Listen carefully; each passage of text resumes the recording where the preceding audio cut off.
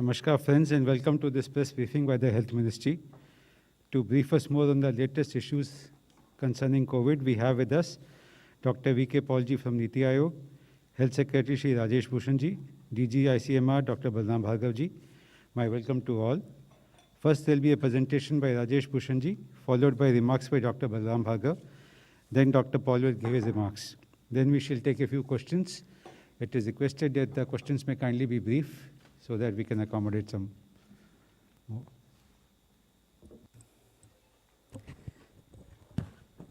नमस्कार।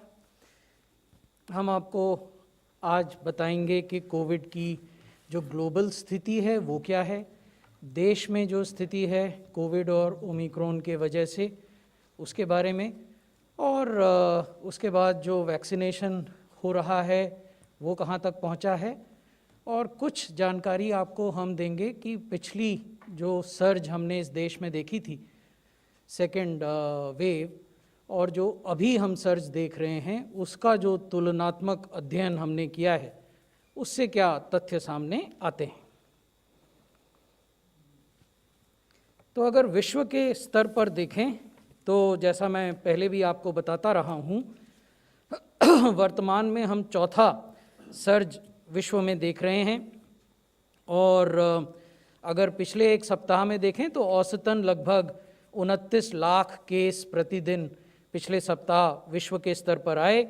विश्व में जो पहली कोविड सर्ज हुई थी वो जनवरी के महीने में 2021 में, फिर अप्रैल के महीने में 2021 में, फिर अगस्त के महीने में, और अब जनवरी 2022 में हम चौथी सर्ज देख रहे हैं। अगर इसको कॉन्टिनेंट्स के स्तर पर देखें तो आप ये पाएंगे कि पिछले 4 सप्ताहों में अफ्रीका में कोविड के केसेस घट रहे हैं। पहला जो ग्राफ है वो अफ्रीका का है। 4 हफ्ते पहले विश्व में जितने भी कोविड के केस थे उसमें से लगभग 4.5% अफ्रीका से आते थे, और अब वो घटकर 1.2% हो गया है। एशिया में केसेस की संख्या बढ़ी है, और एशिया का जो कंट्रीब्यूशन है वर्ल्ड के कोविड केसेस में वो 8% से बढ़कर लगभग 18% हो गया है 4 हफ्तों में। यूरोप को देखें तो यूरोप में केसेस घट रहे हैं, लेकिन अभी भी कुल ग्लोबल केसेस का लगभग 38% यूरोप के देशों से आ रहा है। तो हालांकि केसेस घट रहे हैं, लेकिन मैक्सिमम कंट्रीब्यूशन अभी भी यूरोप से है। नॉर्थ अमेरिका में एक प्लेटू हम देख रहे हैं पिछले 4 सप्ताहों से, और ये कुल ग्लोबल केसेस का लगभग 28 से 30% नॉर्थ अमेरिका कंट्रीब्यूट कर रहा है।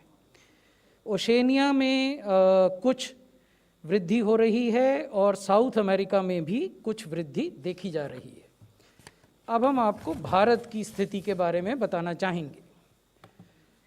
भारत में इस समय लगभग 19 लाख एक्टिव केसेस हैं, और पिछले एक सप्ताह के हिसाब से अगर औसत प्रतिदिन आने वाले केसेस को देखें तो 2,71,000 से कुछ अधिक केस प्रतिदिन आ रहे थे पिछले सप्ताह, और पॉजिटिविटी लगभग 16% के बराबर है, और ये तीसरा सर्ज हम अपने देश में देख रहे हैं। मैं आपका ध्यान आकृष्ट करना चाहूँगा इस स्लाइड के नीचे जो हमने ग्राफ आपको दिखाया है कि कैसे प्रतिदिन आने वाले केसेस, जो डेली केसेस होते हैं, उनकी संख्या में क्या परिवर्तन हुआ है 1 जनवरी से लेकर आज तक, और प्रतिदिन जो पॉजिटिविटी देखी जाती है उसमें क्या परिवर्तन हुआ है 1 जनवरी से आज तक। तो आप देखेंगे कि पिछले 24 घंटे में 3,17,000 केस 24 घंटे में आए, और अगर उसको हम 1 जनवरी से कंपेयर करें तो उस समय लगभग 22,000 के बराबर केस आ रहे थे। तो एक निरंतर ऊपर बढ़ता हुआ ग्राफ है ये केसेस का। पॉजिटिविटी भी 1 जनवरी को लगभग 2% थी। ये डेली पॉजिटिविटी है। इससे पहले मैंने आपको एवरेज वीकली पॉजिटिविटी के बारे में बताया था, जो कि 15.91 या 16% है। डेली पॉजिटिविटी अगर आप देखें तो ये 2% से बढ़कर अभी लगभग 16%, 16.41 is the positivity which has been registered in the last 24 hours. What is equally important to note is that in the last 4 days, the number of tests being conducted per day have increased day on day, and in last 24 hours we have done around 19 lakh tests in the country. So therefore, this captures the increase in daily cases, increase in daily positivity, accompanied by increase in daily tests. कौन से राज्य हैं जो कि चिंता का विषय है?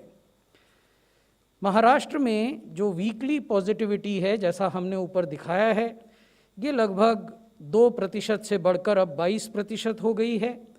केसेस भी बढ़े हैं, 2,91,000 हैं अगर आप वीकली केसेस अंतिम सप्ताह में देखें। कर्नाटक में पॉजिटिविटी 0.5% हुआ करती थी 4 हफ्ते पहले, वो अब 15% है। तमिलनाडु में भी अराउंड 0.5%, 0.67 से बढ़कर 20% हुई है। केरल में पॉजिटिविटी 32% है, दिल्ली में 30% है, उत्तर प्रदेश में 6% से कुछ अधिक है, slightly more than 6% in UP. So these are the states with whom we are in continuous contact and dialogue, and we are reviewing the situation. We have sent central teams to these states, and those central teams have visited various districts and have then briefed the health administration of these states. और जो केंद्र की टीमें गई हैं, उन्होंने राज्यों के स्वास्थ्य प्रशासन को आवश्यक दिशा निर्देश और परामर्श भी दिए हैं। अगर देश के स्तर पर देखें तो इस समय 11 राज्य ऐसे हैं जहां 50,000 से ज़्यादा एक्टिव केसेस हैं। ये हमने लाल रंग से इस नक्शे में दिखाए हैं। 13 राज्य ऐसे हैं जहां 10,000 से अधिक एक्टिव केसेस हैं लेकिन 50,000 से कम हैं, ये आप देखेंगे कि पीले रंग से दिखाए हैं। और 12 राज्य ऐसे हैं जहां 10,000 से कम एक्टिव केसेस हैं, ये हरे रंग से दिखाए हैं। अगर हम टॉप 10 स्टेट्स को देखें जहां की न केवल एक्टिव केसेस अधिक हैं बल्कि उनका कुल कंट्रीब्यूशन जो देश के स्तर पर एक्टिव केसेस हैं उन पर क्या कंट्रीब्यूशन है, उनकी सूची भी हमने आपके समक्ष रखी है। इसमें महाराष्ट्र है जहां 2,68,000 एक्टिव केसेस हैं, कर्नाटक है जहां 2,67,000 हैं, तमिलनाडु है जहां 1,70,000 हैं, केरला है जहां 1,70,000 के लगभग हैं, और पश्चिम बंगाल है जहां 1,51,000 है। बाकी सब जो राज्य इसमें हमने दिखाए हैं वहाँ इससे कम केसेस हैं। अब अगर जिलों के स्तर पर देखें कि पेंडेमिक कैसे बिहेव कर रहा है, तो आप ये पाएंगे कि 12 जनवरी को समाप्त होने वाले सप्ताह में हमारे देश में लगभग 335 जिले ऐसे थे जहां 5% से ज़्यादा पॉजिटिविटी थी। अभी 515 जिले ऐसे हैं जहां की 5% से ज़्यादा पॉजिटिविटी हो गई है। तो ये भी जो पॉजिटिविटी का बढ़ता हुआ ट्रेंड है, this is in sync with the increasing number of cases. ये एक महत्वपूर्ण बात हम आपको दिखाना चाहते थे। ये एक कंपैरिजन है कुछ महत्वपूर्ण पैरामीटर्स पर, की इंडाइसेस पर, सेकेंड सर्ज और थर्ड सर्ज के बीच में। ऊपर का जो ग्राफ है वो 1 अप्रैल से 30 अप्रैल 2021 का ग्राफ है। नीले रंग से जो बार हम दिखा रहे हैं वो है कि कैसे हमारे यहाँ जो डेली केसेस थे सेकेंड सर्ज में वो कैसे बढ़े, और जो लाल रंग का ग्राफ है ऊपर ही वो ये दिखाता है कि प्रतिदिन होने वाली जो मृत्यु हैं, 7 दिन का जो मूविंग एवरेज होता है वो कितनी हुई। तो आप ये देखेंगे कि जब 3,86,000 केस प्रतिदिन हो रहे थे दूसरी सर्ज में, तो जो मृत्यु थी वो 3,000 के लगभग हो रही थी। उस समय देश में कुल वैक्सीनेटेड लोगों का प्रतिशत 2% था। Only 2% of people in our country were vaccinated during that period of 1st of April to 30th of April, and while we had almost 4 lakh new cases, the number of deaths which were happening on a daily basis were more than 3,000. Now let us see what is happening today. आज हमारे देश में क्या हो रहा है? 1 जनवरी से 20 जनवरी के बीच के केसेस और मृत्यु का ग्राफ हम आपको दिखा रहे हैं। आप इसमें देखेंगे कि केसेस 3,17,532 हैं, जबकि जो मृत्यु हो रही हैं वो 380 हैं। और इस समय जो प्रोपोर्शन है, जो अनुपात है लोगों का जो वैक्सीनेट हो गए पूरी तरह से, वो 72% है। तो दो बड़ी चीज़ इस कंपैरिजन से उभर कर आती हैं। एक ये कि दूसरी सर्ज की तुलना में तीसरी सर्ज में एक्टिव केसेस के मुकाबले होने वाली मृत्यु बहुत सिग्निफिकेंटली घट गई हैं। और दूसरा, दूसरी सर्ज की तुलना में तीसरी सर्ज में जो वैक्सीनेटेड आबादी है वो सिग्निफिकेंटली बढ़ गई है, 2% से बढ़कर 72% हो गई है। तो हम ये बताना चाहते हैं कि वैक्सीनेशन का प्रभाव होता है। फुली वैक्सीनेटेड लोगों में जो डिजीज़ है वो माइल्ड या मॉडरेट लेवल तक सीमित रहती है। इसलिए ये आवश्यक है कि जिन लोगों ने अभी अपना वैक्सीनेशन नहीं कराया वो कराएं। पहली डोज जिन्होंने नहीं ली उसे लें, जिन्होंने दूसरी नहीं ली उसे लें। जो नए आयु वर्ग वैक्सीनेशन के लिए प्रारंभ हुए हैं उसमें भी लोग आगे आएँ, वो हम आपको दिखाएंगे कि कैसे उसमें प्रोग्रेस हुई है। और जिनको प्रिकॉशन डोज लेनी है वो भी आगे आएँ। अब यही चीज़ हम दिल्ली के स्तर पर आपको दिखा रहे हैं। दिल्ली में क्या हुआ सेकेंड सर्ज और थर्ड सर्ज में। ऊपर का जो ग्राफ है वो है सेकेंड सर्ज का ग्राफ। ये आप देखेंगे कि 1 अप्रैल से लेकर 31 मई 2021 का ग्राफ है। 1 अप्रैल से लेकर 31 मई 2021 में दिल्ली में पॉजिटिविटी रेट कैसे बढ़ा वो नीली ग्राफ है। The blue graph denotes how positivity in Delhi reached a peak and then declined towards end of May, and the red graph is the COVID beds which were occupied. You will see that the bed occupancy remained significantly high from 1st of April to almost 20th of May. अब हम आपको नीचे के graph की ओर ले जाते हैं। ये तीसरे सर्ज का ग्राफ है जो अभी दिल्ली में हम देख रहे हैं। इसमें जो नीले रंग का ग्राफ है ये पॉजिटिविटी रेट है, जो आप देखेंगे कि तेजी से ऊपर की ओर बढ़ रहा है। जो लाल रंग का ग्राफ है वो कोविड बेड्स जो ऑक्यूपाई हैं दिल्ली में, वो उसका ग्राफ है।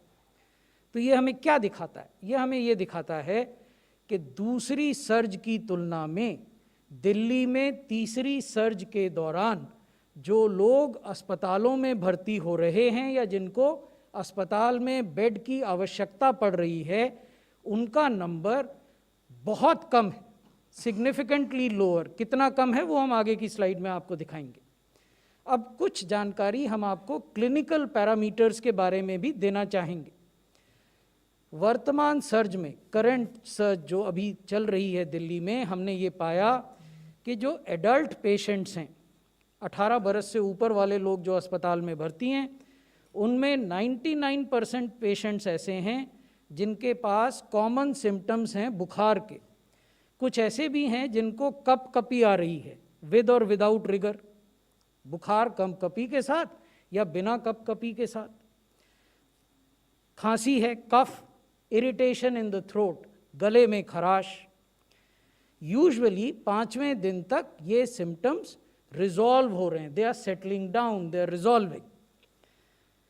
मस्कुलर वीकनेस है और टायर्डनेस है, थकावट।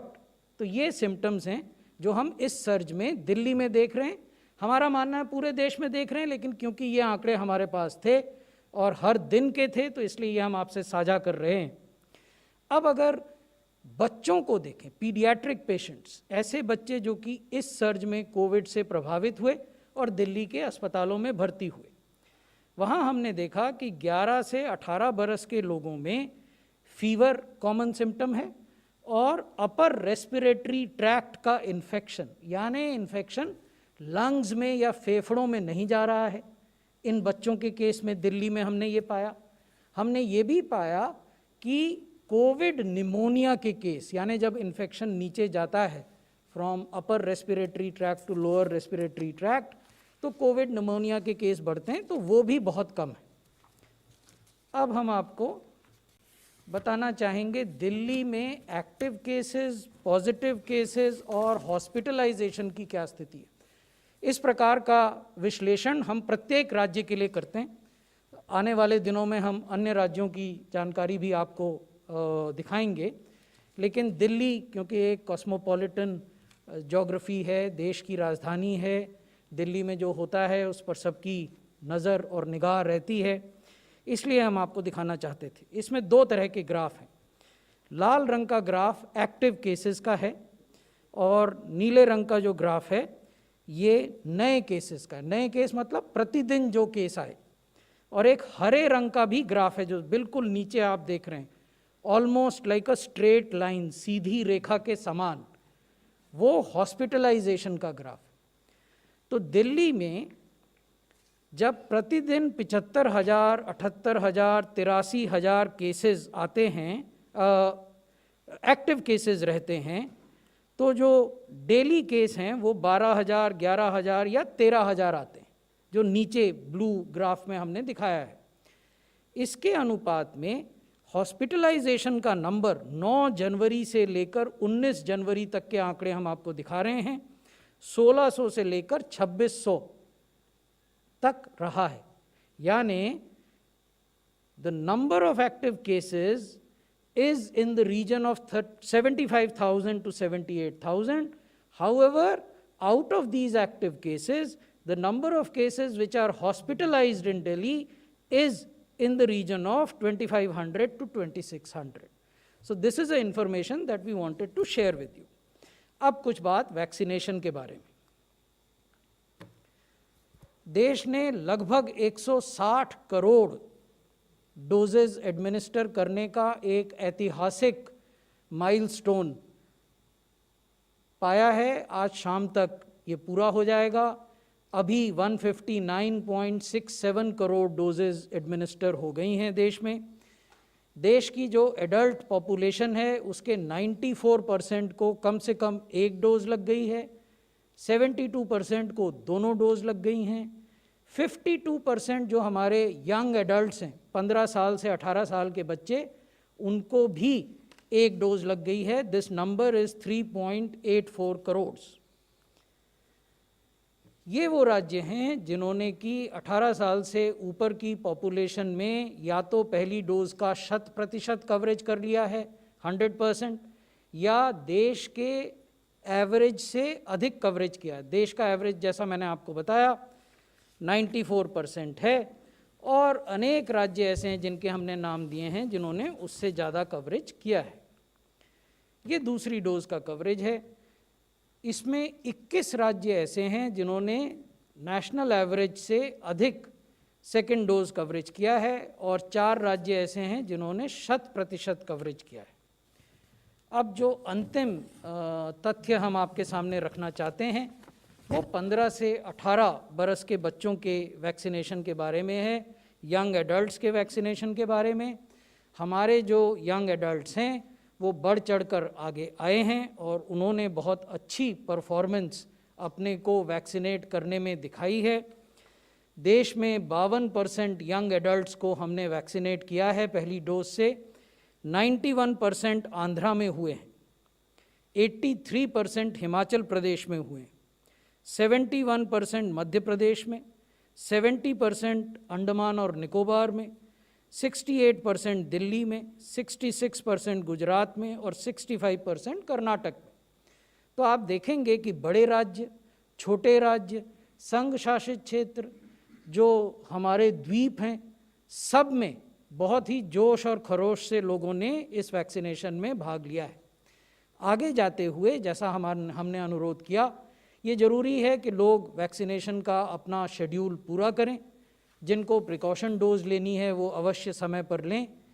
जिनको नए वैक्सीनेशन के लिए प्रारंभ किया गया है 15 से 18 साल, वो भी वैक्सीनेशन अपना लें और हम सब कोविड अनुरूप आचार और व्यवहार को अपनाएं, यही हमारा आपसे अनुरोध है। धन्यवाद। Thank you for this wonderful presentation.